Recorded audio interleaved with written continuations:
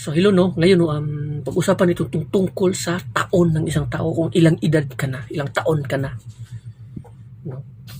So, marami sa atin dito, umabot na ng 25 years. 20 years old na ako, 30 years old na ako, 35 years old na ako, 36, 70 years old na ako, 80 years old na ako.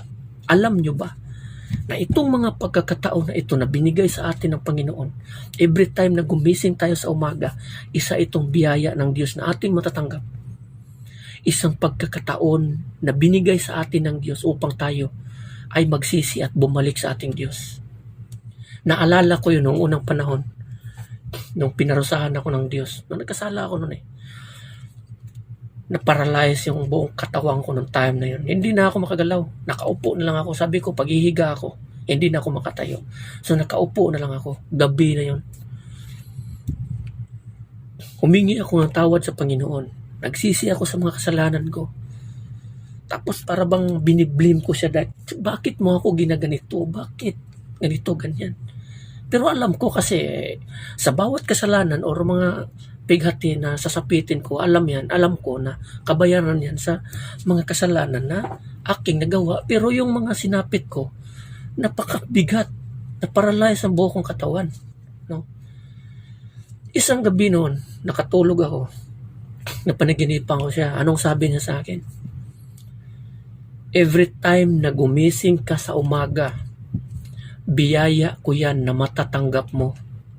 Every time na gumising ka, biyaya ko yan na binigay ko sa iyo na iyong natanggap. Yan ang sabi ng Panginoon. Pagising ko sa umaga, kahit katiting na karamdaman ko na wala, gumaling ako nung time na yon. Pinupuri ko siya ng todo. Pinapasalamatan ko siya ng todo dahil nga pinagaling niya ako doon sa pagkaparalisa ng buo kong katawan. Dahil sa isang salita ng yun. Kaya masasabi ko, every time na gumising ka sa umaga, isang pagkakataon yan. Isang biyaya yan na binigay ng Panginoon sa iyo. Biyaya yan na matanggap mo mula sa ating Panginoon. Pagkakataon na ikaw ay magsisi sa iyong mga kasalanan. Tandaan mo, maraming mga tao na natutulog na hindi na nagising.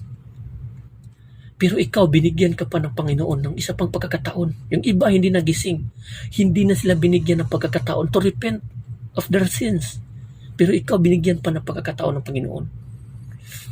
Umabot ka na ng 25 years, 30 years, 50 years, 40 years, 37 years, 60 years, 70 years, 80 years. Binigyan ka ng Panginoon ng ganitong kahaba ng taon upang ikaw ay magsisi. Pansinin mo naman ito. Noong unang panahon, doon sa Revelation, mababasa natin, Revelation sa Genesis, hindi ko alam kung parang 960 years ata yung edad or edad ni Methuselah. No? Siya yung pinakamahabang buhay noong panahon na yun. Tapos yung ibang mga tao noon is nasa 800, 700 taong gulang na, no, bago sila namatay. Noah, mga ganon. Pero yung mga tao, dumating yung araw na mga tao patuloy na gumawa ng kasamaan sa mundong ito. Kaya sabi ng Panginoon, nagsisi ako kung bakit ko ginawa ang tao. Mula noon, ang mga tao binigyan na ng Panginoon ng maikling buhay. Sabi ng Panginoon, hanggang 120 years na lamang ang pinakamahabang taon ng tao dito sa mundong ito upang siya ay mabuhay. So isipin mo, binigyan tayo ng Panginoon ng 120 years na magsisi sa ating kasalanan. Pero sa atin ngayon, hindi na nga umabot ng 120 years eh. Yung iba ngayon nasa 40 plus maraming nang nararamdamang sakit. Halos ikamatay na.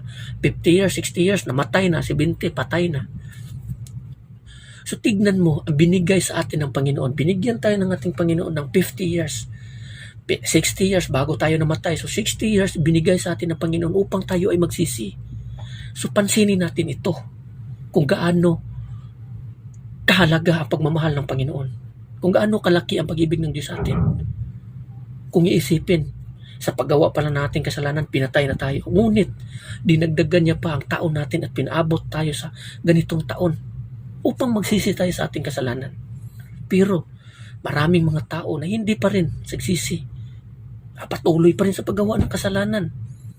May bukas na ako magbago.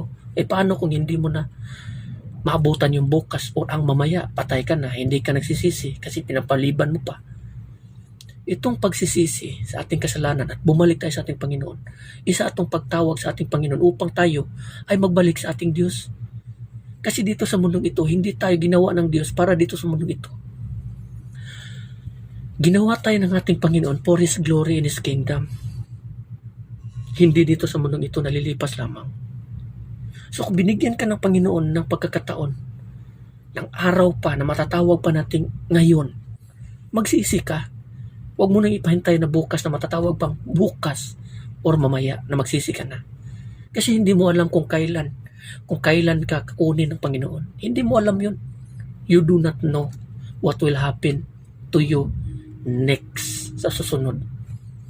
So kung binigyan ka ng Panginoon ng ganitong pagkakataon na magsisi sa iyong kasalanan, treasure. Binigyan tayo ng pagkakataon. Minsan dumating tayo sa halos makamatay na ng mga gawain. Pero niligtas ka ng Panginoon kasi nga hindi ka pa niya kinuha, kasi nga hinihintay niya na magbalik ka pa sa Kanya. Na magsisi ka pa. Minsan sabihin mo, nahulog ako kunina sa kahoy, sa punong kahoy. Nahulog ako sa niyog. Buti hindi ako namatay. So binigyan ka pa ng pagkakataon ng Panginoon na mabuhay. Binigyan ka pa ng pagkakataon ng Panginoon na magsisi sa iyong kasalanan at bumalik. Huwag mong biguin ito. Isa itong mga biyaya na ginagawa ng Panginoon para sa atin na ating matanggap. Pagkakataon and chance na tayo ay magbalik doon sa Kanya. So huwag nating biguin.